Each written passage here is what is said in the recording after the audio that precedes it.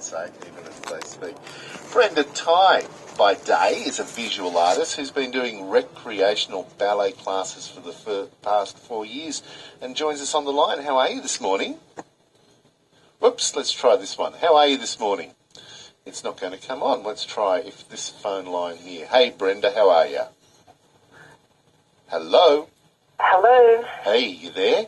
Yeah, I'm here. Oh. You do. How did you get into what we call recreational ballet? I was researching, a ballet studio for my daughter who was into it because she was watching a TV show called Dance Academy. Oh, yep. And I just remember that I used to love it when I was a kid, and I was then sort of thinking, do adults actually do ballet as a recreational thing? And found a dance studio nearby that did sort of beginner ballet for adults, and sort of just gradually got more and more obsessed with it. And it must be fun, because when you're doing it as a kid, there's always this thought in the back of your mind, maybe I'll go on to be a ballet dancer. But this, you're doing it just for the fun of it all. Yeah, it's nice to have something that you're not thinking that you actually have to do anything for it. It's not a job. It's purely just for fun. And it's so good for you, basically. You feel great. It's almost like practical yoga, isn't it? You get to learn to dance and exercise, and it's very hard exercise. Yeah, it's a really beautiful form of exercise because it trains your muscles in a particular way where they're sort of lengthened and strengthened at the same time. So you get really flexible but strong. So it sort of sculpts your body in a really interesting way as well. And the exercise is sort of so complex in the way that they use your body that I guess you get to know your body very well, and it changes so much that it's very rewarding. What about that development of style from that first class you went to where you are now? That must be fun to watch. All the classes are great. Going from a beginner class to more advanced classes is great just because you get to watch really amazing dancers. It's, some of the dance studios where they have professional dancers as well. So that doesn't put you off when they can plie it like... does a bit, definitely. It's pretty intimidating sometimes, but you sort of get over that after a while. Dance classes have sort of all this special etiquette as well that you have to get used to as well, I guess, in different studios. So what are some of the etiquettes? Oh, they have weird sort of things, I don't know. I guess, just things like, if you're a beginner and you go to an advanced class, you can't really keep up, and it's sort of, you're better off being at your own beginner class, basically, because you end up being in the way, and it's sort of almost dangerous then. So dangerous? Yeah, they're super sort of difficult classes, and people are doing, you go across the room, and if people are in the way, they can cause an accident, that sort of thing, basically.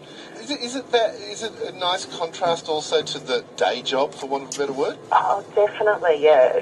I like it because you just get out of your head, basically, and it's purely...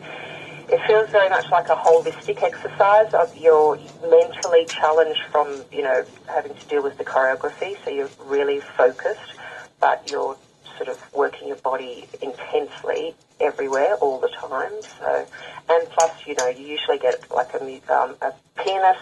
It's at Sydney Dance, they have a pianist there. So you've got live music.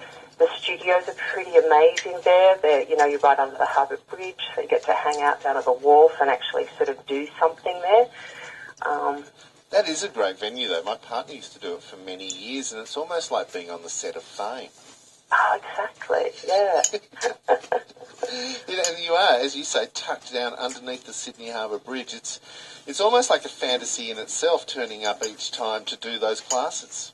Yeah, the studios are so lovely. Just you're floating out on the water and you're in that sort of environment around, probably had to walk through the rocks or something to get there, and you use that part of Sydney that, mainly tourists are around, but you actually get to do something there. So, yeah, it's nice. And is that like the Sydney Dance Theatre, or Dance Company Studios, is that where you go, or are there a variety of places that one can go to? A variety. I'll do a lot of classes there because they have a big range for all levels, and they do a lot of other types of dance as well. But I also go to another studio in Alexandra, Academy Ballet, which is where I started, and that has the beginner ballet and a very good teacher. And you really need great teachers because it is such a difficult thing to pass on to people. There's a lot of sort of subtlety in it, and it can be sort of dangerous if you don't learn it the right way, really. That must be interesting for you because you also teach visual arts as well, so you're watching other people teach.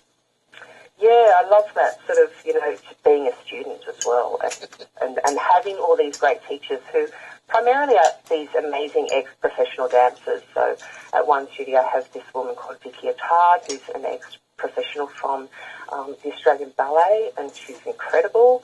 And another studio has this other woman, Jodie Rose, who's an ex-dancer from the Godfrey Ballet in America, and she was married to Murray Rose, the swimmer. So, and she's an incredible teacher as well. So they're quite different types of teachers. So as an adult, you get to experience all these different studios and different styles of teaching, and different choreography.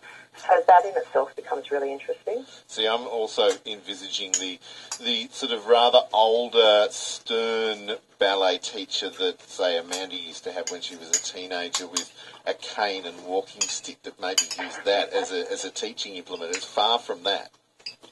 Yeah, it's far, but it's not as far as you'd sort of think. Like, they're so intense, especially at these sort of semi-professional levels. Like, the other students who are there to, who are trained to be professional dancers are usually incredibly focused. It's sort of incredibly serious at the same time as being, focused, I guess. So the teaching sort of gets, they're different styles, but yeah, some teachers do yell a bit, but you get used to that as well. That would be scary, I reckon. It's slightly intimidating, but yeah, once you get over that as well, it's great fun and it's so rewarding, and it just feels so amazing for your body because you get this sort of cross between Pilates and yoga, but you get to actually sort of dance and move and listen to music and sort of use your brain intensely at the same time. Oh, and it makes the big family event or work reunion party or something like that, just you've got the upper hand because you know how to dance. Sort of, yeah.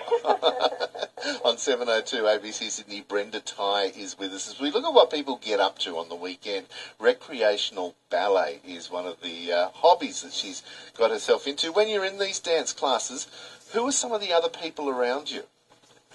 A real mixture of people, sort of from every sort of walk of life and age as well. Sort of at the sort of classes that I'm at now, that you get sort of training sort of professional dancers or ex-professional dancers sometimes, so that's really lovely to get to watch them. And all genders? Definitely, all genders. I mean, primarily they're still women, but you get quite a lot of men as well. And I've noticed quite a lot of sort of men starting at those beginner ballet classes as well, which do get very crowded. And so is that what you're working towards when you start at a beginner? Do you have these sort of performances you're working to, or exams or grading sort of stages? I never did that, but some people do, yeah.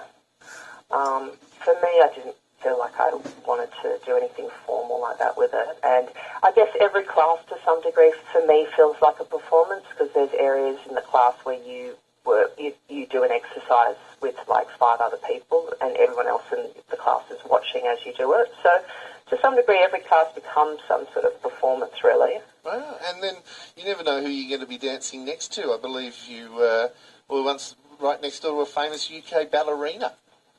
Yeah, I got to dance next to Darcy Bustle. Wow. That was pretty amazing. She was training for the UK Olympics at the time, so she was already in retirement, but she'd come back to train for that. So, yeah, that was incredible. Well, look, it sounds fun. How many days a week do you do it?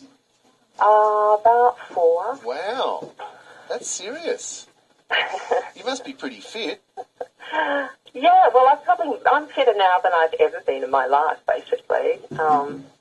Yeah, it's a really great form of exercise. I sort of, I love to go. It's not like going to the gym or any other sort of anything else that I've done, I guess. Recreational ballet. Hey, thanks for getting up early to tell us about it, and have a great weekend. Thanks very much. Same to you. There's Brenda Tye, recreational ballet aficionado. And from what Brenda says, if it's something that intrigues you, it sounds like there are studios not that far from where you are to have a go.